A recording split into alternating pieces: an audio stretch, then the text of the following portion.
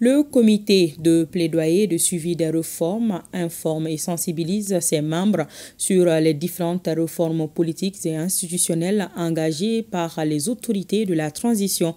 C'était ce lundi à la faveur d'une rencontre organisée par le dit comité. La rencontre qui a regroupé les représentants des partis politiques et des organisations de la société civile marque le lancement des activités du comité au titre de l'année 2024. Les précisions de Sokona Kamisoko. Les réformes politiques et institutionnelles constituent l'un des axes stratégiques de la refondation de l'État. Ces réformes qui prennent en compte le volet de la sécurité, de la justice ou encore de l'économie accordent une place de choix à la digitalisation de l'administration. Ce processus déjà amorcé est une innovation majeure qui a pour but d'instaurer de la transparence dans la gestion des affaires publiques. Les membres du comité de plaidoyer et de suivi des réformes se retrouvent à la faveur de cette journée d'échange pour une meilleure appropriation de ces réformes.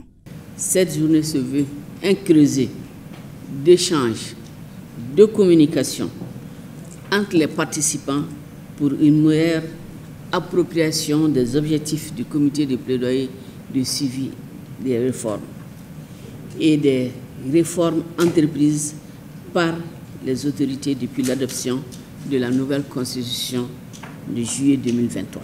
Le comité en question est composé de partis politiques et bien d'autres organisations de la société civile.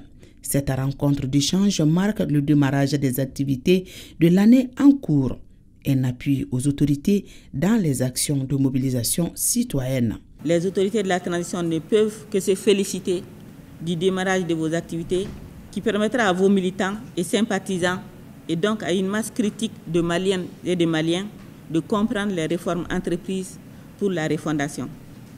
Cette dynamique contribuera certainement à faciliter le processus de transformation qualitative de notre société au fil du temps.